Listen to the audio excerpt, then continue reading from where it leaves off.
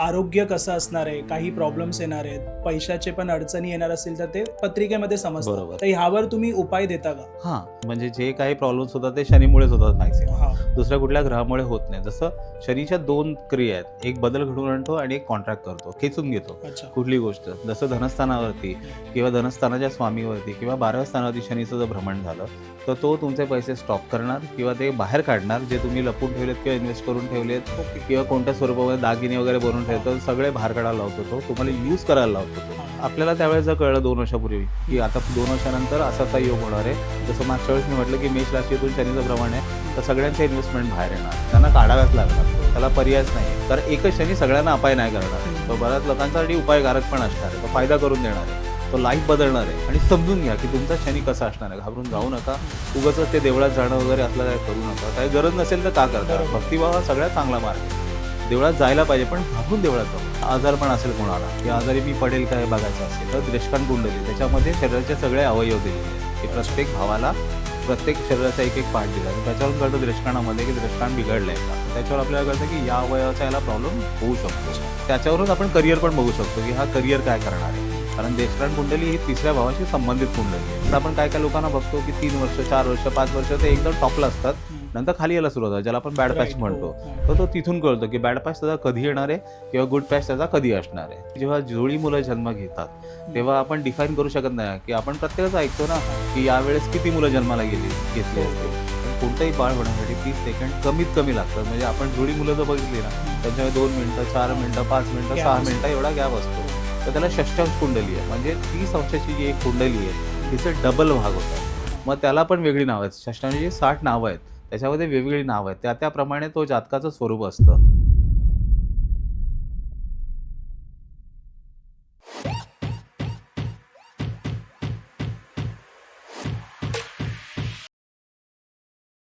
नमस्कार मित्रांनो, स्वागत आहे तुमचं अजून एका नवीन पॉडकास्टमध्ये. तर आपल्यासोबत आज आहेत ॲस्ट्रॉलॉजर निलेश गंगावणे दादा.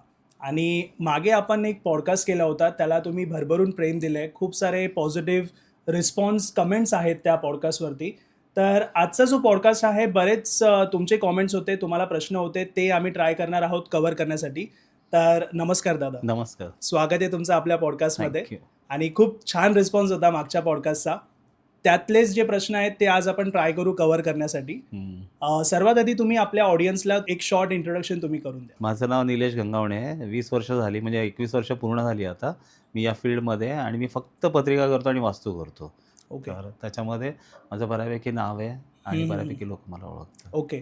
तर मला सर्वात आधी हे विचारायचं आहे, की पत्रिका का बघायची? काय इम्पॉर्टंट आहे त्याचं? पत्रिका आता मी सगळ्यात पहिलं संक्षिप्तपणे सांगेल, की 5,000 वर्षापूर्वी ऋषीमुनींनी चंद्राचं सूर्याचं भ्रमण ठरवलं. चंद्र कुठे थांबतो, कसा चालतो, तर त्यांनी नक्षत्र डिफाईन केली. ते स्थिर आहेत नक्षत्र. हं. त्यामुळे त्यांना त्याचे आकार होते. जसं मृग नक्षत्र आहे, शततारका आहे, जे आपल्याला स्वतःला पण बघता येतं. आकाशगंगा पण आपण लहानपणी सगळ्यांनी पाहिलेलं आहे. तर त्यांनी ते भ्रमण ठरवलं. मग त्यांनी ग्रह पण त्यावेळेस एवढा अंधार होता, की ग्रह पण क्लिअर दिसत होते. हं, हं. मग त्यांनी ग्रह पण पाहिले. त्यांच्या दिशा बघितल्या, ते कसे भ्रमण करतायत, कधी थांबतायत, कधी स्लो होत आहेत, कधी फास्ट होत आहेत. त्यांनी त्याच्यावरून ठरवलं आणि पत्रिका बनवली. तर याचा गुरुत्वाकर्षणाप्रमाणे माणसाच्या जीवनावरती भरपूर परिणाम होतो. हं, हं. मग त्यांनी प्रत्येक ग्रहाला एक कारकत्व देऊन टाकलं. जसं गुरुला भाग्य दिलं, शनीला कर्म दिलं, मंगळाला धैर्य दिलं, सूर्याला प्राण दिला, चंद्राला ममता दिली, माया दिली, शुक्राला स्नेह दिला, मैत्री दिली, बुधाला बुद्धी दिली, गुरुला विद्या पण दिली. हं. तर हे त्यांनी डिफाईन केलं. म्हणून प्रत्येकाला आपल्या पत्रिकेमध्ये काय आहे जाणून घेण्यासाठी पत्रिका पाहायलाच पाहिजे. प्रत्येकाची चांगली दशा असेल, प्रत्येकाचा अंबानी असेल असं काही गरजेचं नाही, किंवा प्रत्येकजण सचिन तेंडुलकर असेल असंही काही गरजेचं नाही आहे. पण आपण बनू शकतो. आपण सचिन बनू शकतो, आपण अंबानी बनू शकतो, आपण अमिताभ बच्चन पण बनू शकतो. हं. पण ते तसे योग तुमच्या पत्रिकेमध्ये आहेत का? आहे तर तुम्हाला त्याचा पूर्णपणे बरोबर. फायदा घेता यावा, म्हणून आपल्याला पत्रिका बघणं खरंच गरजेचं आहे. Okay, okay. प्रश्न कुंडली ही का घेतात? आता जेव्हा जातक मला भेटायला येतो किंवा कोणत्या पण ज्योतिषाला जेव्हा जातक भेटायला जातो, तेव्हा त्यावेळची जी वेळ असते, हं. जेव्हा तो भेटायला येतो, त्याला आपण म्हणतो LSRD. त्याला प्रश्नकुंडली म्हणतो. जसं लग्न, L म्हणजे लग्न, S म्हणजे स्टार, R म्हणजे राशी आणि D म्हणजे दिवस. हं. तर या चारही गोष्टी विचारात घेतल्या जातात आणि बर्थ रेक्टिफिकेशनसाठी याचा भरपूर फायदा होतो. म्हणजे कधी-कधी काय होतं, की राशी सुरुवातीला असते किंवा राशी शेवटी असते. एक राशी 30 डिग्रीची असते, आपण मागे ऐकलेलं आहे, म्हणजे बोललेलो आहोत. तर कधी कधी सुरुवातीला असते 2 डिग्रीलाच राशी असते किंवा 29 डिग्रीला राशी असते. हं. तर प्रत्येक वेळेस घड्याळ परफेक्ट असेल याची काही गॅरंटी हां, नाही आहे. बरोबर. तर पुढे मागे होऊ शकतं. जशी राशी बदलली कॅरेक्टर बदलणं. म्हणजे समजा मकर राशी चालू आहे, हं. तर मकर राशीचं तत्व वेगळं आहे आणि त्याच्यानंतर येते कुंभ राशी. ती त्याच्यापेक्षा डिफरंट आहे. ठीक आहे. करेक्ट. ते गंभीर स्वरूपाचे लोक वगैरे असतात. मग कधी कधी आपल्याला बघायला मिळतं की यार मकर राशी तर दिसते याची, पण याचं स्वरूप तसं नाही आहे. मग हं. असं का? तर त्याला म्हणतो की रेक्टिफिकेशन, बर्थ रेक्टिफिकेशन म्हणतो, की त्याला फिक्स केलं जातं टाईम. म्हणून प्रश्नकुंडली खूप महत्त्वाची आहे, की जेव्हा जातकाची कुंडली आपल्याकडे येते, आपण त्याला पाहतो तेव्हा आपल्याला कळतं की अरे ही मॅच होत आहे का? आणि ओके. मोस्टली काय होतं, की ज्या दिवशी जातक तुम्हाला भेटायला येतो हं. त्यावेळेस त्याच्या राशीचं तरी तो स्टार असणार, म्हणजे नक्षत्र तरी त्या दिवशी असणार किंवा राशी तरी त्या दिवशी असणार किंवा दिवस, म्हणजे त्याचा जन्म ओके. जेव्हा झाला आहे यापैकी काही ना काही त्या 4मध्ये मिळतं हं, हं. आणि त्याच्यावरून आपण रेक्टिफिकेशन करतो. म्हणून प्रश्नकुंडली किंवा LSRD बघणं खूप गरजेचं आहे. ओके. तर आपण जेव्हा एका जातकाची पत्रिका पाहतो, तर समजा एक लहान मुलगा त्याची आपण पत्रिका पाहतो, तर त्याच्या आई-वडिलांची पण पत्रिका बघणं इम्पॉर्टंट आहे का? नाहीतर जसं जर कोण तुमच्याकडे कोण गृहिणी आले, तर त्यांच्या हसबंडची नाहीतर त्यांच्या घरच्यांची पत्रिकाही पाहणं इम्पॉर्टंट आहे का? बरोबर आहे. आता समजा मुलाची पत्रिका बघायला जर कोणी येत असेल, हं. तर त्या आई-वडिलांच्या पत्रिकेमध्ये त्याच्या मुलाचं स्वरूप असतं, की त्यांचा मुलगा कसा असेल किंवा अपत्य कसं असेल. ठीक आहे. ओके. म्हणजे कधी-कधी आपण पाहतो, की मुलाची पत्रिका तर व्यवस्थित असते. म्हणजे त्याला एक उदाहरण पण आहे, की माझ्याकडे एक लेडी आल्या होत्या आणि त्यांच्या पत्रिकेमध्ये मुलगा एवढा हट्टी होता, तो काय ऐकायलाच तयार नव्हता. पण हं. मुलाच्या पत्रिकेमध्ये तसं काय फाइंड आउट होत नव्हतं, की तो हट्टी आहे वगैरे. ओके. मग मी त्यांना रिक्वेस्ट केली, की तुम्ही तुमच्या पत्रिका पण दाखवा. हां. जेणेकरून आपण सपोर्ट घेऊया, की त्याच्यामध्ये काय आहे का? तर त्यामध्ये हळू आलं, की त्यांचं पंचमस्थान बिघडलेलं आहे. हं. त्या ज्या बाई होत्या त्यांचं. मग त्यांना सांगितलं, की तुम्हाला त्याची शांती करायला लागेल, तेव्हाच त्याचा परिणाम तुमच्या त्यांच्यावर मुलावर हो, होईल. हो. म्हणून जेव्हा कधी पण कोणाची पत्रिका बघायची असेल, समजा मुलगा असेल तर आई-वडील पाहिजेच पाहिजे. हं. जर बायकोची पत्रिका असेल तर नवऱ्याची पत्रिका पाहिजेच पाहिजे. नवऱ्याची पत्रिका असेल तर बायकोची पत्रिका पाहिजेच पाहिजे. समजा आई-वडील आजारी असतील तर मुलांची पण पत्रिका बघणं तेवढंच गरजेचं आहे. कारण त्यांच्यामध्ये कळतं, की बाबांचं किंवा आईचं स्वरूप काय असणार आहे. ओके. त्यांचं हां. आरोग्य कसं असणार आहे, त्यांचं आयुष्य कसं असणार आहे. हं, हं. तर हे खूप महत्त्वाचं आहे. म्हणजे ते पत्रिका पाहिल्यानंतर आपल्याला एक सपोर्टिंग हां, म्हणजे आपण त्याला म्हणतो ना, की हेरिडिटी, हो, हो. अनुवांशिकता, तर ते करेक्ट. काय आढळतंय का आपल्याला? कारण सगळे एकमेकांशी बांधलेले आहेत. Right, right. त्यामुळे याचा प्रॉब्लेम त्याच्यामध्ये मिळणार आहे, त्याचा प्रॉब्लेम याच्यामध्ये मिळणार आहे किंवा हं. चांगलं जर घडणार असेल, तर समजा कोणी आजारी आहेत, एक बाबा आजारी आहेत आणि हां. मुलगा आला दाखवायला किंवा ते बाबा खूप आजारी आहेत, तर त्यांना बरंच वाटत नाही. पत्रिका पाहतो आपण बाबांची, पण आपल्याला त्यात काय फाइंड आउट होत नाही. हं. मग मुलाच्या पत्रिकेमध्ये आपण बघतो, की अरे 2 वर्षानंतर शनी बदलणार आहे आणि तो सूर्याबरोबर चांगला योग करणार आहे. हं. त्याच्या बाबांना ऑटोमॅटिक बरं वाटायला सुरुवात होणार आहे. ओके. म्हणून एकाची पत्रिका कधीच बघू नये. जर परिवार असेल तर सगळ्यांच्याच पत्रिका बघाव्या. त्यामुळे एकमेकांची कनेक्टिव्हिटी कळते. हं. जर दुसऱ्याला काय त्रास होणार असेल तर आधीच कळतो. हं. तर आपण त्याला आधीच अलर्ट करू शकतो, की बाबा तुला प्रॉब्लेम होणार आहे. तर तू काळजी घे किंवा तुझा ओके. फायदा होणार आहे, तर तू जास्त फोकस कर. हं, हं, हं. म्हणजे तुझी वेळ वाया नाही जाणार. Right, right. आता एखादा व्यक्ती तुमच्याकडे पत्रिका घेऊन पाहण्यासाठी येतोय, तर त्यांना खूप डीपमध्ये माहिती हवी आहे, की त्या पत्रिकेमध्ये लग्न कुंडली किंवा राशी कुंडली ह्याच्या व्यतिरिक्त पण काही अजून आहे का? बरोबर आहे. तर आपण जेव्हा काय करतो, समजा आता कोणाची धनस्थिती कशी असेल, हं. असं जर आपल्याला बघायचं असेल समजा, तर होरा कुंडली आहे. तर एका कुंडलीचे 2 भाग होतात. हं. त्याच्यामध्ये एक चंद्रकुंडली बनते, म्हणजे राशी सूर्याची एक कुंडली असते आणि चंद्राची एक कुंडली असते. अशा 2च असतात. हं. ग्रह आयदर सूर्याकडे जातात किंवा चंद्राकडे जातात. सूर्याकडे गेलं तर लवकर प्रगती होईल, चंद्राकडे गेलं तर उशिरा प्रगती होईल. हं. असं आपल्याला कळतं. त्याला आपण म्हणतो होरा कुंडली. ओके. त्याच्या पुढे जायचं असेल, समजा आजारपण असेल कोणाला, की हं. आजारी मी पडेल का हे बघायचं असेल, तर द्रेष्कान कुंडली, त्याच्यामध्ये शरीराचे सगळे अवयव दिलेले आहेत, की अच्छा. प्रत्येक भावाला प्रत्येक शरीराचा एक पार्ट दिला. तर त्याच्यावरून कळतं द्रेष्काणामध्ये, की द्रेष्काण बिघडलंय का? बिघडलंय का म्हणजे कसं, की तिथे कोणत्या ग्रहाची वाईट युती झाली आहे का? हं. किंवा त्या ठिकाणी कोणता वाईट ग्रह योग करतोय का? तर त्याच्यावर आपल्याला कळतं, की या अवयवाचा याला प्रॉब्लेम होऊ शकतो. अच्छा. ठीक आहे. त्याच्यावरून आपण करिअर पण बघू शकतो, की हा करिअर काय करणार आहे. हं. कारण द्रेष्काण कुंडली ही 3ऱ्या भावाशी संबंधित कुंडली आहे. ओके. त्याच्यावरून त्याचं कर्म पण ठरतं, म्हणजे तो काय करणार आहे पुढे जाऊन, जॉब किंवा व्यवसाय किंवा काहीही किंवा हं. कला काही असेल त्याच्यामध्ये. तर ती तिथून शोधायला मदत होते. प्लस त्याचं आजारपण पण जे असेल, तर आपल्याला तिथून कळतं, की याला याचा आजार होऊ शकतो. ओके. त्याच्यापुढे आपण गेलो, की आपल्या मुलांबद्दल आणि आपल्या नातवांबद्दल पण. हं. समजा एखाद्याला जाणायचं असेल, की माझ्या मुलाचं आणि माझ्या मुलाच्या मुलांचं कसं असेल, तर सप्तमांश कुंडली आहे. सप्तमांश कुंडलीवर आपल्याला मुलं पण कळतात आणि नातवंडांबद्दल पण आपण त्याला सांगू शकतो, की असं-असं घडू शकतं हे हं. त्यांच्या बाबतीमध्ये. नवमांश कुंडली तर सगळ्यांनाच माहिती आहे. ती पत्नीसाठी पण बघतात आणि त्याला जास्त महत्त्व दिलेलं आहे, की नवमांश कुंडली लग्नाइतकीच महत्त्वाची मानली गेलेली आहे. ओके. त्याच्यामध्ये जर सगळे शुभयोग होत असतील, तर माणसाला सगळं शुभ प्राप्त होतं. हं. आणि अशुभ योग जर होत असतील, त्याला प्रत्येक नवमांश आहेत. एका राशीचे 9 भाग होतात. 9 आणि पूर्ण 30 राशींचे 108 भाग होतात. तर ओके. त्या 108 भागांना वेगवेगळी नावं आहेत. प्रत्येक ग्रहाचे जवळ-जवळ 3-3 नवमांश आहेत. त्यातला कुठला चांगला आहे, कुठला वाईट आहे. जसं हं. जर मेषाचं घेतलं आपण, तर एक सेनांश आहे पण एक तस्करांश पण आहे. चंद्राचं घेतलं तर एक सुखांश पण आहे, एक समवंश पण आहे, एक भोग्यांश पण आहे. मग ते कॅटेगरी बदलते.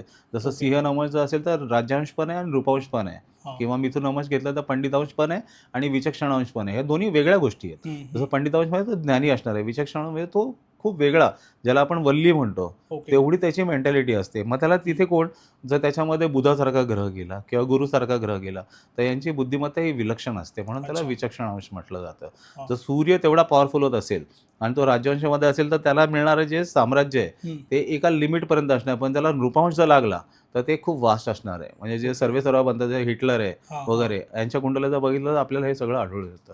ओके. त्यामुळे त्याच्यामधून आपल्याला कळतं की पुढे करिअर काय असेल किंवा या माणसाची पात्रता कितपर्यंत असेल. पूर्वी कसं होतं की संध्या फार कमी होत्या, त्यामुळे एखादाच कोणतरी चमकून जायचा. हं. आता संध्या भरपूर आहेत, त्यामुळे चमकण्याचे चान्सेस प्रत्येकालाच आहेत. राईट. मग आणि क्षेत्र कमी कमी होत चाललेत, कारण हं. त्याच्यामध्ये लोक एवडी घुसायला लागली आहेत की एकाचा प्रभाव पडणं शक्य नाही. मग त्यातल्या त्यात आपण जाऊन फिल्टर करू शकतो की बाबा इतरांपेक्षा तुला जास्त संधी आहे, हां, कारण तुझी हां. पत्रिका जास्त बोलकी आहे. तर करेक्ट. तू जास्त फोकस कर, तू जास्त अभ्यास कर, तू इकडे लक्ष केंद्रित कर. तिथून तुमचा स्ट्रीम पण तुम्हाला कळू शकतो हं. की याने कोणत्या स्ट्रीममध्ये जायला पाहिजे, तर त्याला त्याच्यामध्ये प्रभुत्व प्राप्त होईल. ओके. ठीक आहे. ओके. त्याच्यानंतर दशांश कुंडली, की त्याने जे आतापर्यंत केलेलं आहे, हां. म्हणजे शिक्षण घेतलंय, त्याने जे मेहनत केली त्याचं फळ काय मिळेल त्याला. तर हं. दशांश कुंडली आपलं प्रेस्टिज आहे, आपलं राईट. स्टेटस आहे हं. की आपण काय बनणार आहे. त्याच्यावर आपण पिता पण बघतो की पित्याचं स्टेटस पण काय असेल. तर हं. दशांश कुंडलीने पित्याचं स्टेटस पण कळतं, त्याच्यावर पित्याची प्रॉपर्टी तुम्हाला मिळेल की नाही तेही कळू शकतं आणि तुमचं स्वतःचं स्वामित्व किती असेल ते ओके. पण दशांश कुंडली फक्त एका कुंडलीमुळे कळतं की तुम्ही किती पॉवरफुल असू शकता आणि तुमच्या आयुष्याचा तो कुठला टप्पा असेल. हां. जेव्हा तुम्ही, कारण आपण काय काय लोकांना बघतो की 3 वर्ष, 4 वर्ष, 5 वर्ष ते एकदम टॉपला असतात, हं. नंतर खाली यायला सुरुवात होते, ज्याला आपण बॅड पॅच राईट. हो. म्हणतो. हां. तर तो तिथून कळतो की बॅड पॅच त्याचा कधी येणार आहे किंवा गुड पॅच त्याचा कधी असणार आहे. त्यामुळे ओके. ते खूप महत्त्वाचं आहे. त्यानंतर मोक्ष साधना, आपण आता सगळेच बघतो की सगळेच मेडिटेशन करायला लागले हां. जवळपास. आणि मोक्ष हवे 90 सगळ्यांना. हां, हां. 90% लोकं मेडिटेशन करायला लागले, सगळं कर्माबद्दल बोलायला हं, हं. लागलेले आहेत. तर कर्म किंवा मोक्ष हां, किंवा मेडिटेशन हे सगळं आता प्रत्येकजण बोलायला लागलेलं हं. आहे. किंवा आपण म्हणतो ना की ऑरा लॉक करणं किंवा ऑरा फ्री करणं, हं. ऑरा क्लीन करणं, हे आधी आमच्या लहानपणी असलं काय नव्हतं. करेक्ट. पण आता गरज पडायला लागली, कारण ते तेवढी घिचमिड झालेली आहे. हां, हां. ठीक आहे. तर द्वादशांश कुंडलीवरून कळतं की तुमची मोक्ष साधना कोणत्या पातळीची असेल. तुम्ही ईश्वराच्या किती लवकर जवळ जाऊ शकता किंवा अच्छा. तुम्हाला किती उशीर लागणार आहे आणि तुम्ही ज्या मोक्षप्राप्तीसाठी त्याची लेव्हल काय असेल, किती हाय लेव्हलला तुम्ही जाणार आहे. हे की पण मग पत्रिकेतून हे पण कळतं पत्रिकेतून आपल्याला. कळतं. ओके. त्यासाठी द्वादशांश कुंडली खूप महत्त्वाची आहे. त्याच्यानंतर असते चतुर्विशांश कुंडली. तुम्ही घर घेता हं. किंवा तुम्ही गाडी वगैरे घेता, तर ते कोणत्या पद्धतीची गाडी किंवा कोणत्या पद्धतीचं घर मिळेल ते पण तुम्हाला त्याच्यावरून कळतं. अच्छा. आणि सगळ्यात महत्त्वाचं आहे की जेव्हा जुळी मुलं जन्म घेतात, हं. तेव्हा आपण डिफाईन करू शकत नाही की आपण प्रत्येकाचं ऐकतो ना हां. की यावेळेस किती मुलं जन्माला घेतली हो, असतील. हो. पण कोणतंही बाळ होण्यासाठी 30 सेकंड कमीत कमी लागतात. म्हणजे आपण जुळी मुलं जर बघितली ना, हं. त्यांच्यामध्ये 2 मिनिटं, 4 हां. मिनिटं, 5 मिनिटं, गॅप 6 असतो. मिनिटं एवढा गॅप असतो. हो. तर त्याला षष्ठांश कुंडली आहे. म्हणजे 30 अंशाची जी एक कुंडली आहे, हं. तिचे डबल भाग होतात. म्हणजे अच्छा. 30 अंशाचे 60 भाग होतात.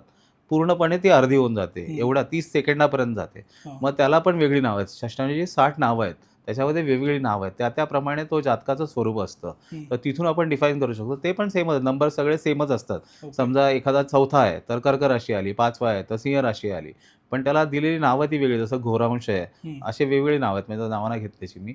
तर त्याच्यावरून आपल्याला कळतं की याचं स्वरूप काय असेल आणि त्या दोघांमध्ये डिफरन्स, सगळ्यात पहिलं तर हं. त्या 2 भावंडांमध्ये किती डिफरन्स असेल फक्त त्याच्यावरून कळतं. ओके. तर ते खूप महत्त्वाचं आहे की हां. षष्ठांश कुंडली जर जुळी मुलं असतील किंवा कोणी बोलत असेल, असा दावा करत असेल की एका वेळेस किती मुलं जन्माला घेतात, मग प्रत्येकाला नशीब तर सेमच असणार आहे. हां. तर त्याला हे चांगलं उत्तर आहे. पण त्यासाठी ओके. तुम्हाला अभ्यास पाहिजे. सो बरोबर कोणी आहे. पण उठून फक्त वाचून नाही करू नाही शकत. होत. हां. आणि आणखीन एक की आता एआयवरती आपण बघतो की खूप सारे सॉफ्टवेअर आलेले आहेत, हं, हं. ॲप्लिकेशन्स आलेले आहेत. पण षोडश वर्ग वगैरे त्याच्याबद्दल अजून कुठेच काही दिलेलं नाही अच्छा. आहे. तुम्हाला फक्त कुंडलीचं प्रेडिक्शन हां, आहे की तुमचे हां. ग्रह इथे तुमच्यावर हे होईल. बरोबर. पण षोडश वर्गामध्ये जायचं असेल तर तुम्हाला एक ज्योतिषीच लागणार. ओके. त्याच्याशिवाय दुसरा कोणी सांगू शकत नाही. त्याच्या पलीकडचे आणखीन आहे अष्टक वर्ग. हं. त्याला आपण म्हणतो की त्याला पुष्कर नमश वगैरे असं म्हणतो. त्याच्यामध्ये कोण गेलं तर त्याला जर षडबल मिळालं हं. तर तो अजून तेजस्वी होतो, जो जातक कोण अच्छा. असेल. ते जरा आणखीन पुढे आहे. त्यासाठी तर हं. खूपच तज्ञ ज्योतिषी लागतो. असं कोणीच पण काय पण सांगू शकत नाही. तर ओके. मी मुलांना पण सांगेल जे बघतात ॲप्लिकेशन, की तुम्ही त्याच्यावर डिपेंड नका राहू. हं. कोणतरी तुम्हाला पाहिजे तर तुम्हाला योग्य मार्गदर्शन करेल आणि योग्य दिशा दाखवेल. राईट. बरोबर आहे. आता मगाशी तुम्ही म्हणालात की पत्रिका पाहिल्यानंतर समजतं आपल्याला की आरोग्य कसं असणार आहे, काही प्रॉब्लेम्स येणार आहेत, पैशाचे पण अडचणी येणार असतील तर ते पत्रिकेमध्ये समजतं. बरोबर आहे. आता समजा कुणाच्या पत्रिकेमध्ये तुम्हाला दिसतंय की आरोग्यावरती प्रॉब्लेम आहे पुढच्या 1-2 वर्षामध्ये, आता पैशामध्ये काही प्रॉब्लेम येणार आहे, तर ह्यावर तुम्ही उपाय देता का? हां. आता मोस्टली सगळे उपाय जे म्हणजे जे काही प्रॉब्लेम्स होतात ते शनीमुळेच होतात मॅक्सिमम. हां. दुसऱ्या कुठल्या ग्रहामुळे होत नाही. जसं शनीच्या 2 क्रिया आहेत. एक बदल घडवून आणतो आणि एक कॉन्ट्रॅक्ट करतो. खेचून घेतो अच्छा. कुठली गोष्ट. जसं धनस्थानावरती हं. किंवा धनस्थानाच्या स्वामीवरती किंवा 12व्या स्थानावरती शनीचं जर भ्रमण झालं, तर तो तुमचे पैसे स्टॉप करणार किंवा ते बाहेर काढणार, जे तुम्ही लपवून ठेवलेत किंवा इन्व्हेस्ट करून ठेवलेत ओके. किंवा कोणत्या स्वरूपामध्ये दागिने वगैरे बनवून हां. ठेवतो, सगळे बाहेर काढायला लावतो तो. तुम्हाला ओके. यूज करायला लावतो तो. हां. तुम्हाला चॉईस नसते. तुम्हाला ते पैसे यूजच करायला लागतात. अच्छा. तर आपल्याला त्यावेळेस जर कळलं 2 वर्षापूर्वी, की हं. आता 2 वर्षानंतर असा-असा योग होणार आहे. हं. जसं मागच्या वेळेस मी म्हटलं, की मेष राशीतून शनीचं भ्रमण आहे, हं. तर सगळ्यांच्या इन्व्हेस्टमेंट बाहेर येणार. त्यांना हां. काढाव्याच लागणार. हो. त्याला पर्यायच नाही आहे. आणि त्याला एकदा ॲक्टिव्हेशन झाल्यानंतर कोणताच नियम नाही आहे, की तुम्ही स्टॉप करू शकाल. ओके. कुठला मंत्र नाही, कुठलं काही नाही आहे. तुम्हाला स्वीकारायचं आहे आणि कमीत कमी नुकसान कसं होईल तेवढीच काळजी घ्यायची बरोबर. आहे. हां. तर आपल्याला पत्रिका पाहिली तर कमीत कमी कळतं. म्हणजे शनीच्या भ्रमणासाठी तरी 2-2 वर्षाने जेव्हा पण आपण कधी YouTubeवरती ऐकतो किंवा Instaवरती ऐकतो, की शनी बदलणार आहे. हं. घाबरून जाऊ नका. ओके. बाकी ठिकाणी घाबरवलं जातात, पण तुम्ही Correct. घाबरून जाऊ नका. तुम्ही चांगल्या ज्योतिषाला भेटा आणि त्याला विचारा, की हा जो शनी बदलणार आहे, हा मला अपायकारक असेल की उपायकारक असेल? कारण शनी हां. बदलाचा पण कारक आहे. हां. तो राजाचा रंग आपण ऐकलंय ना, तर शनी राजाचा रंग बनवतो, रंगाचा राजा पण बनवतो. तर कदाचित तो बदल त्याच्यासाठी खूप चांगला असणार आहे, हां. की तो रंगाचा राजा बनणार आहे किंवा त्याला तेवढं काहीतरी मिळणार आहे, की ज्याच्यामुळे त्याला वाटेल, अरे मी जन्म घेतला तर माझ्या जन्माचं सार्थक झालं. हं. तर ते पण शनीमुळेच लाईफ चेंजिंग घडतं. असू लाईफ शकतं. चेंजिंगच असतं. हां. शनी जेव्हा बदलतो तेव्हा लाईफ चेंजिंगच असतं. तो काहीतरी इतके सुंदर बदल करून जातो, पण लोकं त्याला दोषच देतात. हां. तर करेक्ट. तुम्ही 2 वर्षाच्या नंतर जेव्हा पण कधी ऐकता, की शनी बदलणार आहे, तर तुम्ही हं. कोणत्यातरी ज्योतिषाला भेटा किंवा Googleला पण टाका, की या शनीचे माझ्या राशीवरती काय परिणाम होतील. ओके. जर तुम्हाला तिथे पण उत्तर नसेल मिळत, तर मात्र तुम्ही कोणाचा तरी सल्ला घ्या बरोबर. आणि समजून घ्या, की तो अपायकारक आहे की उपायकारक आहे. कारण एकच शनी सगळ्यांना अपाय नाही करणार आहे. हं, तो हं. बऱ्याच लोकांसाठी उपायकारक पण असणार आहे. तो फायदा ओके. करून देणार आहे. तो लाईफ बदलणार आहे. तर तुम्ही त्याचा सल्ला घ्या आणि समजून घ्या, की तुमचा शनी कसा असणार आहे. घाबरून जाऊ हं. नका. हं. उगाचच ते देवळात जाणं वगैरे असलं काही करू नका. काही गरज नसेल तर का करता? बरोबर आहे. भक्तिभाव हा हां. सगळ्यात चांगला मार्ग आहे. देवळात जायला पाहिजे, पण घाबरून देवळात जाऊ नका. बरोबर. मन हां. समाधानी ठेवून देवळात जा, तर तो पण समाधानाने बघणार आहे, की करेक्ट. माझं जातक माझ्याकडे आलाय, तर खुश होऊन आलाय. हां. तो हां. दुःखी होऊन किंवा घाबरून नाही आलाय माझ्याकडे. बरोबर तर आहे. तो पण तुमचा जो अप्रोच आहे देवाकडे जाण्याचा, तो पण बदललाच पाहिजे. हं, म्हणजे हं. दरवेळेस आपण म्हणतो ना, काही ना काही मागायला कोणतरी जातं. हां. कधीतरी फक्त दर्शन घ्यायला पण जायला बरोबर. पाहिजे. हां. आणि तो इम्पॅक्ट खरंच खूप सुंदर असतो, की ते समाधान असतं. आपण देवाला बघून हसतो आणि हसतच बाहेर येतो. हं, दुसरं हं. काही नसतं आपल्या मनामध्ये. फक्त करेक्ट. देवाची मूर्ती असते आणि सुख असतं, की हां. देवाला पाहिलं. नाहीतर आपण दरवेळेस चिंतेमध्ये जातो आणि आणि काहीतरी चिंतेमध्येच बाहेर मागायलाच येतो. जातो. हां, हां. आणि चिंतेमध्येच जातो हो, म्हणून हो, हो. मागतो आणि करेक्ट. चिंतेमध्येच बाहेर येतो. ते पण अविश्वास दाखवून, की पूर्ण होईल की नाही हां, हां. तेही मला माहीत नाही. Right, right. तर हे खूप महत्त्वाचं आहे. हो. तर आता दादा ॲस्ट्रॉलॉजीमध्ये जेव्हा जातक पत्रिका घेऊन येतो, तेव्हा प्रत्येक ॲस्ट्रोलॉजरची युनिकनेस असते. तसं तुमचं काय? तुम्ही कशी पत्रिका पाहता? एक थांबा. हां. तुम्ही कशी पत्रिका पाहता? एकतर माझ्याकडे कोणी जर प्रश्न विचारायला आला, जे कोणी येतं, तर 10-15 मिनिटाच्या वरती माझ्यासमोर कोणी बसतच नाही. ओके. एकतर जशी मी पत्रिका ओपन केल्यानंतर मला कळतं, की याच्या लाईफमध्ये काय घडणार किंवा त्याचा काय प्रॉब्लेम चालला आहे. हं. मी तिथेच येतो डायरेक्ट पॉईंटवरती, की हा प्रॉब्लेम चालू आहे का? तो सांगतो हा प्रॉब्लेम चालू आहे. मग मी त्याला सांगतो, की हा उपाय आहे, हा उपाय करा आणि तुमचा प्रॉब्लेम सॉल्व्ह होणार आहे. त्याला पण ते पटतं, कारण त्याला बाकी काही विषयच नसतात मनामध्ये. हां. तो असं सगळं घेऊन येत नाही, की मी 4 वर्षाचा विचारेल, मी 5 वर्षाचा विचारेल. करेक्ट. असं आजपर्यंत कोणीही नाही आलंय. म्हणजे आता 20-21 वर्ष झाली. आजपर्यंत तर 20 मिनिटाच्या वरती माझ्यासमोर कोणीच नाही बसलं. हां, नंतर गप्पा मारण्यासाठी बसलेलं आहे, पण हां. पत्रिकेसाठी कोण नाही बसलेलं आहे. त्यांचं हां, उत्तर मिळून जातं त्यांचं उत्तर त्यांना. मिळून जातं 10-15 मिनिटात त्यांना आणि ते सोडून देतात त्याच्यातच, हां. की हे झाल्यानंतर कंप्लीट, मग आम्ही परत भेटू तुम्हाला आणि परत बोलू. हं. पण सहसा कोणी 2-2, 3-3 वर्ष परत मला भेटायला पण येत नाही. हं. हे माझं आहे. सोल्युशन मिळतं, ते लोकं करतात, पण मी सांगितलेलं ते करतात. फॉलो केलं तर त्यांना रिझल्ट मिळतो. काही-काही लोकं फॉलो नाही करत, पण काही-काही लोकांचा प्रॉब्लेम एवढा असतो ना, की त्यांना फॉलो करायला मिळतच नाही चान्स. अच्छा. कारण मी कुणाला सांगतो, की 2 वर्ष तरी किंवा 1.5 वर्ष तरी तुझं काय नाही होणार आहे. तू काही केलं तरी काय नाही होणार. पण तरी पण तुला हा उपाय दिलाय, हा करून बघ. ओके. तर कितीतरी लोकांना तो उपाय करता येत नाही. म्हणजे अच्छा. ते शक्यच नाही होत हं, त्यांच्याच्याने. हं, हं. कधी पैशाची समस्या असते किंवा कधी त्यांना वेळ नाही मिळत, कधी घरामध्ये कोणाचा मृत्यू होतो. ओके. मग त्यांना सूतक लागतं म्हणून त्या ह्या अडचणी हां, येतातच. येतात. ओके. मग त्यालाच आपण म्हणतो टफ टाईम. जेव्हा टफ टाईम असतो ना, तेव्हा तुम्हाला तुमचं ध्येय गाठणं हां. एवढं सोपं नसतं. Correct, correct. खूप तुम्हाला त्रास सहन तो करायला लागतो. हां, भोगायचंच आहे म्हणजे. म्हणजे किती लोकं आहेत, की वर्षानंतर रेमेडी होतात. आता तुमच्या ठाण्यामधलंच उदाहरण आहे. खांडवे म्हणून डॉक्टर आहेत इथे, आय स्पेशलिस्ट आहे. ओके. घोडबंदरला जाऊ त्यांचा दवाखाना आहे.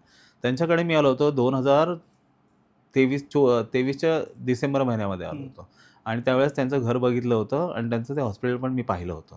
तर त्यांना सांगितलं होतं तुम्हाला रेमेडी करायला लागेल.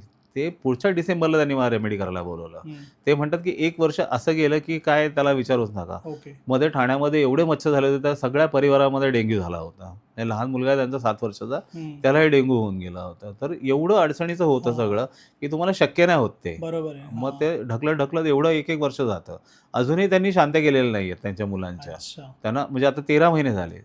पण हे मला माहिती आहे की हे शक्य हा. नाही होत. जेव्हा तुमचा टफ टाईम असतो तेव्हा या गोष्टी घडून येत नाही. तर तुम्ही ओढून ताणून काहीच नाही करू शकत. करेक्ट. तुम्हाला जेव्हा वेळ प्राप्त होते ते करायचं किंवा त्याचं तुम्हाला जर काय म्हणतो आपण त्याचं निवारण होणार असेल तर ते समोरून चालून येणार. तुम्ही जाणून बुजून कोणतीच गोष्ट घडवून आणू शकत नाही. ओके. आणि कोणीच नाही आहे, कोणी ईश्वर नाही आहे की बरोबर मी आहे. पण इथे बसून नाही सांगू शकत की जा मी सांगितलं म्हणजे हा, होईल. हा. पॉसिबल नाही.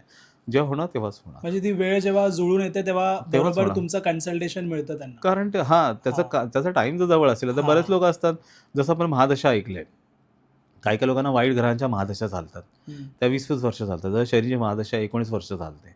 19 वर्ष कधी-कधी खूपच टफ असते. म्हणजे त्याला कळतच नाही की माझ्या लाईफमध्ये काय चाललं. हम्म. अगदी 18 वर्ष पूर्ण झाल्यानंतर तो मला भेटायला येतो, ओके. की एवढी वर्ष माझी गेली आहेत, मला कुठेच काय हा. मिळालं नाही. मी बोलतो आता तर संपलं. आता बरोबर. 1 वर्षामध्ये किंवा 6 महिन्यामध्ये तुमचा चांगला टाईम चालू होणार. ओके. पण जोपर्यंत तुमचा बॅकलॉग भरून निघत नाही, हा. तोपर्यंत तुम्हाला जे बरोबर तुम्ही आहे. ठरवलं ते नाही मिळणार आहे. नाही मिळणार. पहिलं तुम्हाला खड्डा भरायचा आहे आणि खड्डा भरल्यानंतर जे काय मिळेल ते तुमचं आहे. हा, मग correct. त्याच्यामध्ये परत 2 वर्ष पण जातात कोणाकोणाचे, कोणाची 1 वर्ष पण हम्म. जातं. आता प्रत्येकाची तीव्रता आहे की खड्डा केवढा मोठा आहे. बरोबर आहे. त्याप्रमाणे त्याला वेळ लागणार आहे. की हा. चुटकी वाजून तर ते गेले दिवस की हा. परी आली, दांडी फिरवली, करेक्ट. सगळं प्राप्त झालं. आता नाही होत. आता भोगायचंच आपल्यालाच आहे. काय भोगायचंच हा. आहे. त्याला काय आता पर्याय नाही. शांतीचं तुम्ही मगाशी जेव्हा म्हणालात, मला छान. विचारायचं शांतीला घेऊन ना, जेव्हा पण आपण पत्रिका पाहतो तर बऱ्याच वेगवेगळ्या प्रकारच्या शांत्या येतात की ही शांती करा, ती शांती करा. तर शांती केल्याने फरक येतो का लाईफमध्ये? आता हा खूप चांगला मुद्दा आहे की आता सगळे लोक मगाशी म्हटलं की ॲप्लिकेशन सगळ्यांकडे आले. त्या ॲप्लिकेशनवरून बघत असतात ते लोक की काय आहे त्याच्यात शांती वगैरे काय लिहिलेली नसते. काळसर्प आहे की नाही, पितृदोष आहे की नाही, हे त्याच्यामध्ये ॲप्लिकेशनमध्ये लिहिलेलं नसतं. तुम्ही जर ऑथेंटिक सॉफ्टवेअर घ्याल तर त्याच्यामध्ये येणार तुम्हाला काळसर्प आहे की नाही, पितृदोष आहे की नाही किंवा मंगळदोष आहे की नाही तुम्हाला दिसणार की हे आहे, तर त्याच्यात शांती करूनच घ्यायला पाहिजे. आता काय होतं की पितृदोषाचे पण खूप विविध प्रकार आहे. प्रेतशाप योग आहे, पिशाच्य बाधा योग आहे, असे वेगवेगळे नावं आहेत त्यांना. आणि काळसर्प योग पण 12 आहेत. ओके. जेवढे पण नाग आहेत त्या सगळ्यांची नावं आहेत. त्याच्यामधला तक्षक जो आहे तो सगळ्यात डेंजर आहे. त्याच्यातून बाहेर येतच नाही. म्हणजे जे खूप जास्त जुगारी, खूप जास्त दारुडे हे ओके. सगळे त्याच्यामध्ये की त्याचा विळखा एवढा तीव्र असतो की त्या पाशातून ते सुटूच शकत नाही. म्हणजे जरी शांती त्यांनी केली तरी त्याला किती फळ मिळेल याची काही गॅरंटी नसते. अच्छा. तर त्या जे कोणी असतील ज्योतिषी हा. किंवा जे कोणी असतील गुरुजी, त्यांनी तो काळसर्पयोग तपासून बघावा. जर तक्षक वगैरे असेल तर त्याचा उपाय करूच नये, कारण त्याला काही फरक पडत नाही. ओके. त्याच्यासाठी त्याचा पूर्वकर्म, त्याचा पूर्वजन्म हा खूप कारणीभूत ठरलेला असतो. आणि प्रत्येक जन्मामध्ये जाऊन आपण शांती करू शकत नाही. अजूनपर्यंत एवढं पण पॉवरफुल झालं नाही. आपण फक्त याच जन्मामध्ये जे काही सुधारणा करणार ते करू शकतो. पण जन्मानुजन्माचं आहे त्याला काळसर्पयोग म्हणतो की तर एका काळातून दुसऱ्या काळामध्ये, तिसऱ्या काळामध्ये, चौथ्या काळामध्ये असं तो काळानुकाळ प्रवास करत करत इथपर्यंत आलेला आहे. तर त्याचं निवारण एवढ्या इझिली होत नाही. तर ते बघावं. विनाकारण जातकाचे पैसे वाया घालून पण काय फायदा नाही. तर बरोबर आहे. प्रत्येकाने काळजी घेतली पाहिजे की सत्कार्य जर करायचं असेल तर त्याला चांगला सल्ला द्यायला पाहिजे की बाबा याने फरक पडेल किंवा नाही फरक पडणार, किंवा तपासून घे, परत परत तपासून घे, डायरेक्ट शांती करू नको. ओके. त्याच्यानंतर पथ्य पाळलं पाहिजे शांती झाल्यानंतर. हा. 44 दिवसाचं पथ्य आहे की त्याच्यामध्ये दारू पिऊ नये, नॉनव्हेज खाऊ नये किंवा कोणाच्या घरचं पण खाऊ नये, कोणाच्या घरी जाऊ पण नये. त्यानंतर कार्याची वगैरे जेवण असतात तर वर्षभर कार्याची जेवणं टाळावीत. कुठेही कोणाच्या मैतीचं जेवण असेल तर खाऊ नये, श्राद्धाचं जेवण असेल तर खाऊ नये. ओके. हे पण पाळलं पाहिजे. तरच ते परिपूर्ण तुम्हाला त्याचं फळ मिळणार आहे. नुसती शांती करून कोणीच सुटत नाही. त्याच्या पाठी त्यांना तेवढं भान पण ठेवावं लागतं. तरच त्यांना त्याचा फायदा होतो. ओके. तर त्या गुरुजींनी पण त्यांना सांगायला पाहिजे की वर्षभर तुला या सगळ्या गोष्टींची काळजी घ्यायची. अच्छा. एक तर निवारण होणार असेल तरच शांती करा, निवारण होणार असेल तर करूच नका. कालची इथेच ठाण्यामधलं अजून एक उदाहरण आहे. एक बाईने मला फोन केला. तिच्या मुलाची पत्रिका त्याला दाखवायची होती. तर मी म्हटलं की तुम्ही मुलाला विचारा, जर त्याची परमिशन असेल किंवा तो बोलत असेल तरच माझ्याशी बोलायला लावा. तुम्ही फक्त बोलून काय होणार नाही. ओके. कारण प्रॉब्लेम त्याचा आहे किंवा त्याची इच्छा काय असेल ते त्याला माहिती. तुम्हाला ममता आहे, तुम्हाला वाईट वाटतं, तुम्हाला काळजी आहे म्हणून तुम्ही बरोबर. विचारणार. जे तुम्हाला वाटतं तेच मला दिसणार आहे. बाकी त्याच्या पलीकडे मी तुम्हाला पण काय नाही सांगू शकणार. पण त्या दिवशी त्यांनी मला फोन केला, म्हणे की नाहीच, मला त्याचा त्रास नाही पाहावा. तर म्हटलं काय झालं सांगा. तर म्हणे तो डिप्रेशनमध्ये जायला लागला. म्हटलं ठीक आहे, मग बघूया पत्रिका. पत्रिका पाहिल्यानंतर कळलं की 2022 नंतर ते पूर्ण दिवसच फिरलेले आहेत पूर्णपणे. 19 पर्यंत तो नोकरीमध्ये होता, नोकरी सोडून दिली त्याने आणि बिझनेसमध्ये आला. पण 22 नंतर त्याला पैसे कमवणं एवढं सोपं नाही आहे. तर तो Struggle होतं. हां स्ट्रगल, मग त्यामुळे तो कर्जामध्ये पण गेला. ओके. त्याच्यामध्ये त्याचं लग्न झालेलं आहे. त्याच्यामध्ये त्याला कॅन्सर डिटेक्ट झाला आहे. अच्छा. हां, एवढं सगळं फटाफट व्हायला लागलं आणि 19 नंतर ते सुरुवात हां, झालेली. हां. आता ते वेल टू डू फॅमिली आहे. त्यांच्याकडे पैसेही कमी नव्हते म्हणून त्या लोकांना तेवढं जाणवलं नाही ते. हं, हं. पण जो गरीब असतो ना, त्याची पूर्णपणे हां. वाट हो, लागून हो. जाते. करेक्ट. कारण त्याच्याकडे खर्चाला पैसेच नसतात पहिल्यांदा. तो एवढं सगळं करू शकत नाही. ज्यांची सर्व्हाईव्ह करण्याची पात्रता असते ते पैसे खर्च करत राहतात जोपर्यंत त्यांना करेक्ट. शक्य आहे. हां. नंतर ते पण हात टेकतात. त्यामुळे पत्रिका पाहणं खरंच खूप गरजेचं आहे, की पुढे म्हणजे तुम्हाला थोडा पण असं नाही म्हणत, की तुम्ही असं जाऊन दाखवा. पण तुम्हाला जर वाटतंय मला काही त्रास होतोय, हं. तर तुम्ही पहिलं निवारण करायला पाहिजे, की ओके. का होतोय? कारण प्रत्येकाला सिक्स्थ सेन्स आहे. प्रत्येकाचं मन त्याला सांगत असते, की मला प्रॉब्लेम होणार आहे किंवा मला आपण म्हणतो ना, की मला चांगलं नाही वाटत आहे, मला हं, बेचैन हं. झाल्यासारखं होतंय.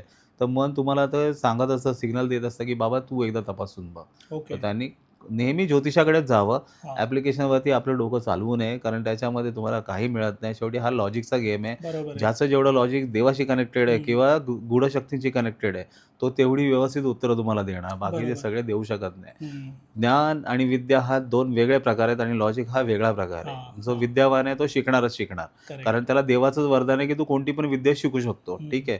पण त्याचा उपयोग करता येईल की नाही हे सांगता येत नाही. हं. त्यासाठी आणि शेवटी तुमचा एक्सपिरियन्स पण आहे ना तितका. एक्सपिरियन्स तर तो हो. तेव्हा येणार जेव्हा तुमचं लॉजिक परफेक्ट बरोबर. हो, असतं. हो. लॉजिक परफेक्ट नसेल तर नाही येऊ हं, शकत हं. आणि मग काय होतं जे प्रॅक्टिस पण करतात, त्यांना उत्तर देता येत नाही, समोरचा त्यांना शिव्या देतो किंवा वाईट बोलतो त्यांच्याबद्दल, तर त्यांना हां. ते पण भोगायची तयारी ठेवायला पाहिजे. हां. कारण ते भोगावंच लागतं. त्यातून कोण सुटत नाही मग. करेक्ट. मग आता त्या जातकाच्या पत्रिकेमध्ये म्हणजे इतके स्ट्रगल चालू होते. त्याच्या पत्रिकेमध्ये काय दिसलं तुम्हाला? त्याच्या पत्रिकेमध्ये शनीचं भ्रमण चांगलं नव्हतं. ओके. हां, 2017 नंतर त्याच्या शनीचं भ्रमण बिघडलं. अच्छा. शनीचं भ्रमण बिघडलं म्हणजे काय? तुम्हाला एक गोष्ट सांगतो, की शनी जेव्हा 5व्या म्हणजे शनी ज्या स्थानातून जाईल, ते स्थान तो ॲक्टिव्हेट करतो किंवा जागृत करतो. हं. जेव्हा तो धनस्थानातून जातो, आता तो लहान होता त्यावेळेस, तेव्हा त्याचं धनस्थान ॲक्टिव्ह झालं. तर त्याचा परिवार ॲक्टिव्ह झाला असं म्हणू शकतो. तर मग हां. त्याचा आई-वडिलांना फायदा होतो. ओके. जेव्हा पंचम स्थानामध्ये शनी जातो, तेव्हा त्याचं विद्येचं स्थान ॲक्टिव्ह झालेलं असतं. म्हणजे त्याची जी पात्रता असते, हं. त्याच्यामध्ये अजून चांगली डेव्हलपमेंट यायला सुरुवात होते. जर तो वयात आलेला असेल 24-25 वर्षाचा, त्याचं धनस्थान ॲक्टिव्ह होऊन जातं. कारण शनी 10व्या दृष्टीने त्या धनस्थानाला बघतो आणि शनीची 10वी दृष्टी ही त्याची सत्ता दृष्टी आहे, देणारी दृष्टी आहे आणि ओके. तिसरी दृष्टी आहे, ही लाभ करून देणारी दृष्टी आहे. पण ते योग खूप मॅटर करतात, की तो कोणत्या प्लॅनेटबरोबर कसा योग करतो. ओके. तर तेव्हाच कळलं, जेव्हा त्याच्या 5व्या स्थानातून शनीचं भ्रमण चाललं होतं, तेव्हा त्याचं धनस्थान त्याने बंद करून टाकलं. पण त्याचं 7वं स्थान त्याने ॲक्टिव्हेट केलं होतं. हां. मग त्याचं लग्न होणार होतं. पण त्याचं पैशाचं स्थान आहे, ते पॅक होणार होतं. बरोबर. तर हां. त्याचप्रमाणे तसं झालं, की ओके. त्याचं लग्न तर झालं, पण त्याचे पैसे जी आवक होती ती बंद झाली हं, पूर्णपणे. हं.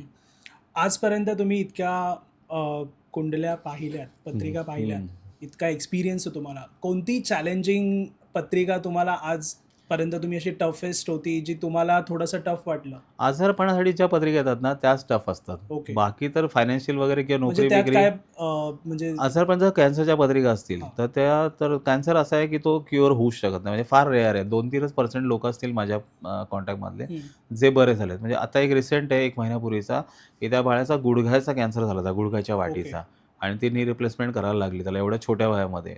तो मांडी वगैरे घालू शकत नाही. अच्छा. सगळं स्टीलची कॅप आहे तिथे. हां. तर हे असं आहे, की ते आता त्या मला 4-5 वर्ष तो माझ्या कन्सल्टिंगमध्ये राहणारच आहे. हां. पण किमो चालू आहे. किमोनंतर त्याला किती फरक पडतो त्याच्यावरती, ओके. असं तर पत्रिकेला लॉंगेव्हिटी दाखवते.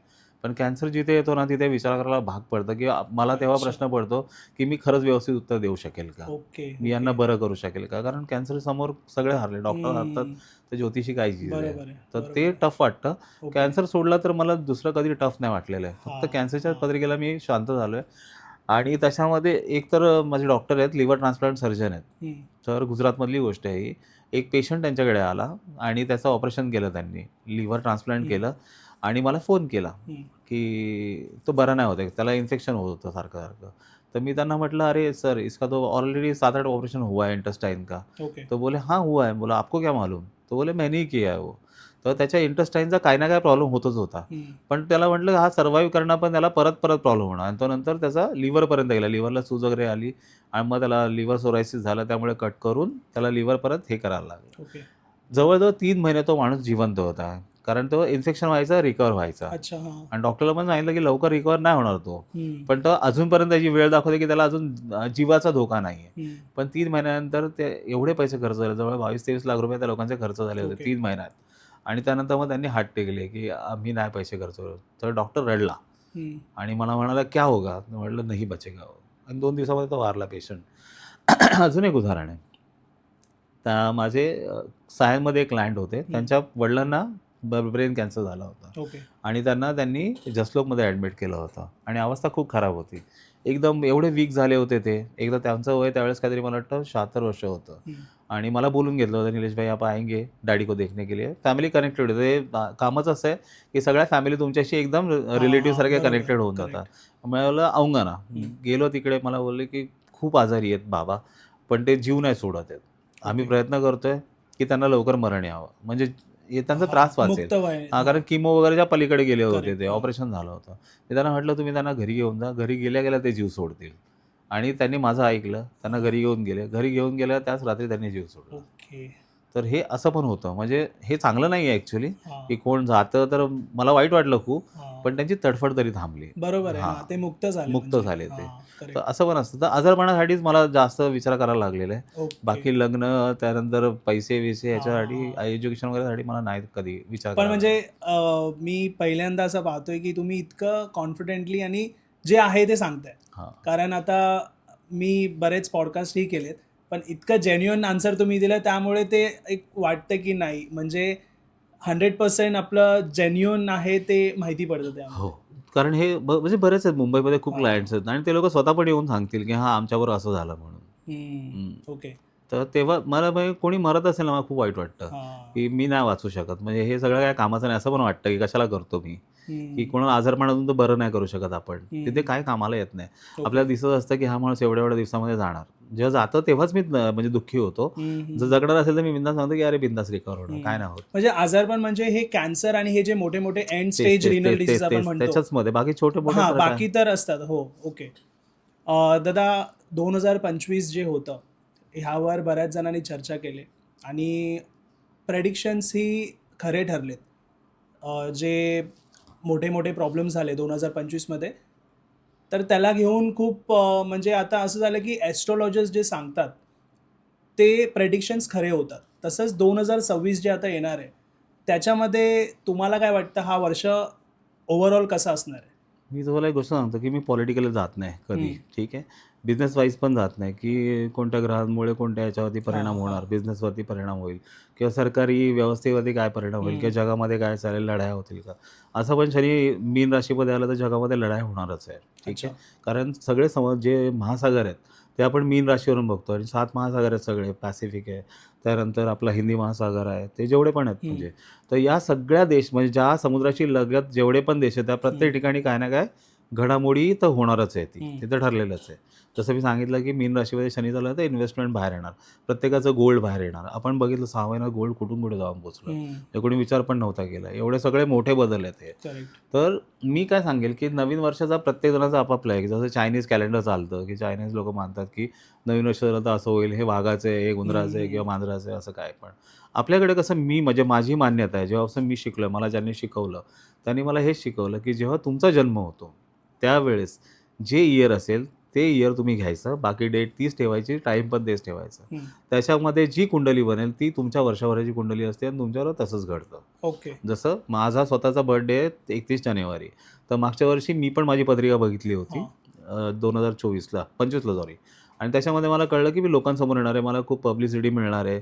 मला खूप लक्झरी मिळणार आहे. हे मला हां. त्यावेळेसच कळलं. हं. माझा कॉन्टॅक्ट खूप लोकांशी वाढणार आहे. हं. आणि त्याच्यानंतर तू भेटला. हं. हां, मस्करी नाही आहे. मॅडम भेटल्या आणि करेक्ट. त्यांनी मला तुझं नाव सांगितलं, की एकदा हां. करून बघा, लोकांसमोर या. तर बरोबर. जे मी माझ्या पत्रिकेत पाहिलं होतं, ते माझ्याबरोबर घडलं. हां. मी लोकांसमोर आलो. मला करेक्ट. पब्लिसिटी मिळाली. लोकं मला ओळखायला लागले. हं. ठीक आहे. तर हे असंच होतं. मी हेच सांगतो सगळ्यांना. बाकी नवीन वर्ष काय आहे, ते कसं आहे, कारण शनीशिवाय दुसरे काय बदल नाहीत. हं. जे 25 मध्ये घडलं तेच 27 पर्यंत घडत राहणार आहे. त्याच्यामध्ये विशेष काय बदल नाही ओके. ते घडणार. कंटिन्यू ते राहणार आहे कंटिन्यूच म्हणजे. राहणार जोपर्यंत ओके. शनी बदलत नाही. ओके. एकदा शनी जेव्हा बदलेल तेव्हाच येईल. ते 2.5 वर्षाचं तर मी 1 वर्ष मानतो, की हे 2.5 वर्ष अच्छा. असंच होणार. हां, बरोबर. याच्यामध्ये काय बदल नाही घडू शकत. हं. आता बरेच लोक कर्जबाजारी होत चाललेत. कारण 12वं स्थान प्रत्येकाचं ॲक्टिव्ह झालंय. 12वं स्थान मी का म्हणतो, की कालपुरुषाची कुंडली आपण मानतो पत्रिकेमध्ये. म्हणजे पारंपरिक असो नाहीतर कृष्णमूर्ती पद्धत हं. असो किंवा कोणती पण असो पत्रिकेची.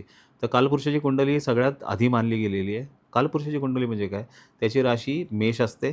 ती एकच राशी असते आणि ती पूर्ण सर्कल कंप्लीट होतं मीन राशीपर्यंत. तर मीन राशी हा 12वा भाव होतो त्याच्यामध्ये. तर तो इन्व्हेस्टमेंट आहे. जिथे बचत वगैरे आपण आपलं सगळं बघतो, हं. तिथेच मोक्ष साधना बघतो आणि तिथेच आपण डिस्टन्स पण बघतो, की ओके. प्रत्येक गोष्टीपासून तुटून जाणे किंवा सेपरेट होणे. तर ते प्रत्येकाबरोबर व्हायला लागलं. प्रत्येकजण कुठल्या ना कुठल्या गोष्टीतून मुक्त व्हायला लागलेलं आहे आणि आपण पाहतोय म्हणजे 7-8 महिन्यामध्ये पाहायला मिळतं. करेक्ट. अजून लोकं बऱ्याच गोष्टीपासून मुक्त होत जाणार आहेत. लांब-लांब होत जाणार आहे. आपल्या परिवारापासून लांब-लांब होत जाणार आहे. कारण परिवाराच्या 12 स्थान आहे. परिवार हे तिसरं स्थान आहे जिथे शनी पाहतोय. तर परिवारापासून पण तुम्हाला तो बाहेर खेचणार आहे. तर ओके. ज्याचं परिवार स्थान कमकुवत असेल, त्या व्यक्तीला त्याच्या परिवारापासून लांबच जावं लागणार. ज्याचं नोकरीचं स्थान कमकुवत आहे, त्याला जिथे नोकरी करतोय तिथून त्याला लांब जावं लागणार. त्याला अशा नोकरीत जायला लागेल, की त्याला तिथे पैसे नाही मिळणार, जिथे पहिल्या नोकरीमध्ये मिळत होतं. हे पण त्याच्यावर घडणार आहे. म्हणजे अशा छोट्या-छोट्या गोष्टी एवढ्या आहेत, की आपण ओके. बऱ्याच गोष्टी सांगू शकतो, की एका त्या शनीमुळे काय-काय घडेल. बरोबर. हं. तर आता आपण जसं काल सर्पदोष हा जो दोष आहे तो ऐकलाय, हो. तसंच पितृदोष पण असतो. ह्याच्यामध्ये अजून काय खूप म्हणजे असं पत्रिकेमध्ये आल्यावरती प्रॉब्लेम होऊ शकतो, असं कोणता टफ आहे? आता याच्यामध्ये सगळेच टफ आहेत. हं. पण काय होतं, की 2 प्रकार आहेत पत्रिकेचे. एक जे आहे म्हणजे ज्याच्यामध्ये सूर्य, चंद्र, मंगळ, गुरु हे मित्र आहेत. हं. तर हे 4 जे ग्रह असतात त्याच्यामध्ये जर दुसऱ्या ग्रहांमुळे होणारे जर प्रेतशाप योग असतील, हं. पितृदोष असतील, जसं शनी बुध असेल किंवा शनी शुक्र असेल किंवा राहू शुक्र असेल किंवा राहू बुध असेल, तर हे या पत्रिकेला काय मॅटर नाही करत. हं. कारण त्यांची ती बैठकच नाही आहे. हे 4 ग्रह जे आहेत जे मी सांगितलं सूर्य, चंद्र, मंगळ आणि गुरु हे वेगळे मित्र आहेत आणि शनी, बुध, शुक्र आणि राहू हे वेगळे मित्र आहेत. हं. तर या 4 जणांची जेव्हा पत्रिका चालते आणि त्याच्यामध्ये जर या पहिल्यांचे काय असतील योग, तर ते तेवढेसे परिणामकारक नाही ठरत. ॲक्च्युली योग दूषितच आहे, पण त्याचा जो परिणाम म्हणतो ना आपण काय-काय लोकांना, तो फार कमी प्रमाणात बघायला मिळतो. ओके. पण समजा आता मेष लग्न आहे आणि गुरु राहूचा योग आहे, चांडाळ योग आहे. हं. तर गुरु कोण आहे? तर भाग्यस्थानाचा स्वामी आहे आणि तिथे चांडाळ योग जो होतो गुरु राहूचा, तर भाग्य दूषित झालेलं आहे. मग ते का दूषित झालेलं आहे? तर मग आपण असं म्हणतो, की ज्या जातकाने या पत्रिकेमध्ये जन्म घेतलेला जो जातक आहे, तो कोणत्यातरी गुरु घराण्यातून आलेला आहे. ओके. म्हणजे जे भटजी वगैरे असतात किंवा जे लोकं पौरोहित्य करणं असते, त्या फॅमिलीतून आलेलं आहे आणि त्याने काहीतरी वाईट कार्य केलं असेल किंवा त्याच्यावर काहीतरी वाईट घडलं असेल. हं. त्याचा अपघाती मृत्यू झाला असेल किंवा त्याचा खून कोणी केला असेल किंवा कोणी त्याला मरण्यासाठी भाग पाडलं असेल इतर दुसऱ्या कारणामुळे, तर तो परत जन्म घेतो. कारण अतृप्त आत्मा आहे. ओके. तर असं असेल, जर मेष लग्न असेल किंवा कर्क लग्न असेल किंवा सिंह लग्न असेल किंवा धनु लग्न असेल किंवा मीन लग्न असेल, तर गुरु राहूचा जो चांडाळ योग आहे त्याची शांती करणं खूप आवश्यक आहे. ओके. तरच त्याचं फळ मिळणार. जर दुसऱ्या ह्याचं असेल, म्हणजे समजा वृषभ लग्न चालू आहे, तर गुरुचा तिथे काही पार्ट नाही आहे. ठीक आहे. हं. त्या पत्रिकेला तो तटस्थ आहे. तर तिथे जर चांडाळ योग असेल, तर काही फरक पडत नाही. म्हणजे तुम्ही शांती केली तरी पण त्याचा तुम्हाला किती फायदा होईल, याचं अजूनपर्यंत कोणी उत्तरं दिलेलं नाही. ओके. तसंच मेष लग्नाला राहू मंगळ असेल तर अंगारक योग आहे. त्याच्यामध्ये तुमच्या घरातला कोणताही पुरुष तरुण वयामध्ये, कारण मंगळाचं वय मागे सांगितलं होतं की 20 ते 45 पर्यंत मंगळाचं वय आहे. करेक्ट. हां. तर त्या वयामधला कोणता जर पुरुष मेलेला असेल, त्याचा खून झाला असेल, त्याने आत्महत्या केली असेल, त्याची प्रॉपर्टी जर कोणी बळकावली असेल मेल्यानंतर, तर मग ज्या कुटुंबाने त्याची प्रॉपर्टी बळकावली असेल, त्याच्यामध्ये जो कोणी जन्म घेईल, त्याच्या पत्रिकेमध्ये हा योग डोकावतो. तर ओके. मेष लग्न आहे तर शांती करून घ्या. तुम्हाला त्याचं फळ मिळेल. त्या आत्म्याला शांत केलं जातं. जर ते दुसऱ्या ह्याचं असेल, मिथुन लग्न वगैरे असेल, तर तुम्ही शांती करून पण तेवढा फायदा होत नाही. हं. तसंच विषयोग आहे. हा जो आहे हा सगळ्यांना सेम आहे, ॲप्लिकेबल आहे. भले ते शनीचं लग्न असू दे, नाहीतर चंद्राचं लग्न असू दे. विषयोगाची शांती करायलाच पाहिजे, कारण तो मातेला त्रास आहे. तर पुढे येणारं त्याचं अपत्य कोणी असेल, तो मातेला त्रास देईल किंवा त्याचं होणारं पुढचं अपत्य असेल, तो मातेला त्रास देईल. अच्छा. कारण चंद्र ही माता आहे आणि ती कायम माता आहे. त्याच्यामध्ये बदल घडत नाही. जसं शुक्र पत्नी असते, पण माता एकच मानली गेलेली आहे नेहमी. तर ती विषयोगाची शांती करावीच करावी. त्याने फार फरक पडतो. त्या बाळाला पण फरक पडतो. त्याच्या पोटी जे अपत्य घेणार आहे, हां. त्यालाही फरक पडणार आहे. त्याच्या पोटी जे कोणी अपत्य घेईल अच्छा. जन्म, त्यालाही फरक पडणार आहे. ओके. तर हे असे प्रकार आहेत. तर तीव्रता कधी ठरवतो, की तो मित्रग्रहांमध्ये होतोय की शत्रुग्रहांमध्ये होतोय. जर मित्रग्रहांमध्ये होतो, तर तो परिणामकारक आहे. शत्रुग्रहांमध्ये होत असेल, तर तो परिणामकारक नाही आहे तेवढा किंवा त्याचं निवारण जरी केलं, तर त्याचं फळ तुम्हाला किती मिळेल आपण सांगू शकत नाही. ओके. त्याचं कुठे परिमाण दिलंच नाही आहे, की याने एवढा फरक पडणारच. आणखीन दुसरा एक मुद्दा आहे, की शांत्या करतात. हं. आता काय-काय वेळा काय होतं, की कोणाला माहीत नसतं, की शांती कोणत्या पद्धतीने होते. करेक्ट. ठीक आहे. तर त्याच्यामध्ये एक पद्धत आहे, की सगळ्यात शॉर्टकट आहे, की तुम्ही ज्या घराची शांती करणार आहे, त्याचे 1 दशंश जप करायचे आणि 1 दशंश हवन करायचं. कारण एक तर शांती करायच्या जेव्हा तुम्हाला कोणाला पत्रिका दाखवतात, तेव्हा तुम्ही 30च्या पलीकडेच गेलेला असतात मॅक्सिमम. मुलांच्या पत्रिका सांगितलं तरी पण पालक शांती करतील याची काही गॅरंटी नसते, कारण त्यांना दुसरे पण व्याप असतात. हो, हो. त्यामुळे ते तेवढं महत्त्व देत नाही, की अजून लहान आहे, बघता येईल करत वेळ जाते. हं. मग तरुण होतो मुलगा 30-35 वर्षाचा होतो आणि त्याला उत्तर नाही मिळत, की मला त्रास का होतो? मग तो शांती करायला तयार होतो. आता 12 वर्षाच्या आतमध्ये केलेल्या शांती ह्या प्रभावी ठरतात. अच्छा. ठीक आहे. हां. कारण तोपर्यंत निष्पाप असतात मुलं. म्हणजे पूर्वी होती, हं. आता माहीत नाही. बरोबर. हं. हां. तर 12 वर्षाच्या आतमध्ये असं लिहिलेलं आहे की त्याच्या आधी शांती करून घ्यावी. आधी तर 1.25 वर्षाच्या आतमध्येच आहे, त्याच्यापेक्षा थोडंसं पुढे 12 वर्षाच्या आतमध्ये. त्याच्यानंतर जर शांती केली तर त्याचा तेवढा परिणाम होईल याचा काय सांगता येत नाही. मग 1 दशांश पद्धत आहे ती वापरा. म्हणजे 1 दशांश समजा आता एखाद्या ग्रहाचे जप 20,000 आहे, तर 1 दशांश जप म्हणजे 2,000 जप करणार ते. त्याचं 1 दशांश हवन म्हणजे 200 ग्रहांचं 200 मंत्रांचं हवन करणं आहे. तर असं करून ते शॉर्टकटमध्ये करावं, जेणेकरून ते पैसे पण वाचतील. उगाचच फाफट पसारा ते 4-4 दिवसाची शांती होते, पैसे पण भरपूर जातात आणि त्याचा फायदा होईल की नाही ते सांगू पण शकत नाही, कारण वय मर्यादा ऑलरेडी निघून गेली आहे. त्याच्यामध्ये एक चांगलं आहे की मुलाचं लग्न नसेल झालं आणि शांती होते तरी पण त्याला फायदा होतो, पण एकदा लग्न होऊन गेलं तर त्याचं दुसरं आयुष्य चालू झालेलं आहे. त्यामुळे पण त्याला किती फायदा होईल सांगता येत नाही. आणि प्रत्येकाचं हे काम आहे की जर कोणी शांतीसाठी तुमच्याकडे येतं त्याला पूर्णपणे सज्ञान बनवा. त्याला सांगा की बाबा याचा तुला फायदा होईल की नाही, तुला खात्री आहे का, किंवा तू पुन्हा एकदा सल्ला घे. जर तुला फायदा होत असेल तरच कर, नाही तर विनाकारण पैसे घालू नये. हे प्रत्येकाचं कर्तव्य आहे की त्याने त्याला योग्य दिशा दाखवायला पाहिजे. उगाच आलाय म्हणून करणं तर त्याला पण काय फायदा होत नाही, त्या पैशाचा ज्याने घेतले त्याला पण नाही फायदा होणार. तर हे जे ग्रह अस्तम होतात ह्याचे आपल्यावर काय परिणाम होतात आणि हे कसे, म्हणजे आपल्याला कसं ओळखता येतं? ते तर आपल्याला कॅलेंडरमध्ये पण दिसतं किंवा तुम्ही यूट्यूबमध्ये पण ऐकू शकता किंवा इंस्टाग्रामवरती पण ते येतं की आता मंगळ अस्त झाला. आता मंगळाचं उदाहरण सांगतो की मंगळ 28 ऑक्टोबरपासून अस्त आहे आणि तो मार्चपर्यंत अस्त असणार आहे. अस्त असतानाच तो राशी बदलत जाणार आहे. धनु राशीमध्ये जाणार तो. आता वृश्चिकेतून धनु राशीत गेला, तिथून मकर राशीमध्ये जाईल. आता यावेळेस तुम्ही जर रस्त्यावर जाल ना, रोज सकाळपासून तुम्हाला 4-5 तरी ॲक्सिडेंट बघायला मिळतात. कारण मंगळ हा कसा आहे की उतावळेपणाचा कारक आहे. माणसांना उगाचच घाई होऊन जाते कुठल्या पण गोष्टीची, त्यांचे पेशन्स लेवल हलते. आता मंगळ प्रत्येकाच्या पत्रिकेत चांगलं असेल याची काही गॅरंटी नाही.